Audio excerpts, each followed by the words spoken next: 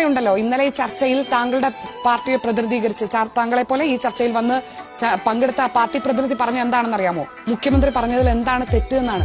മുഖ്യമന്ത്രി പറഞ്ഞത് വളരെ വസ്തുതാപരമാണ്, അതിൽ എന്താണ് പ്രശ്നമെന്നാണ് താങ്കളുടെ പാർട്ടി പ്രതിനിധി ഇന്നലെ രാത്രി ഇരുന്ന് പറഞ്ഞു. ഒന്ന് ആലോചിച്ച് നോക്കൂ, മുഖ്യമന്ത്രി പറയാത്തൊരു കാര്യത്തെ പാർട്ടി നേതാക്കൾ മുഴുവൻ ന്യായീകരിക്കുകയാണ്. ഇന്ന് രാവിലെ മന്ത്രി എം ബി രാജേഷ്, മന്ത്രി മുഹമ്മദ് റിയാസ്, ഇവരൊക്കെ മുഖ്യമന്ത്രി പറഞ്ഞത് ശരിയാണെന്ന് വിചാരിച്ച് ന്യായീകരിച്ചുകൊണ്ടിരിക്കുമ്പോഴാണ് ഇന്ന് ഉച്ചയ്ക്ക് മുഖ്യമന്ത്രിയുടെ പ്രസ് സെക്രട്ടറി ഇന്നലെ രാവിലെ പത്രത്തിൽ വന്ന അഭിമുഖം മുഖ്യമന്ത്രി പറഞ്ഞ കാര്യങ്ങളല്ല എന്ന് പറയുന്നത്. ഇതൊക്കെ എന്താണ്?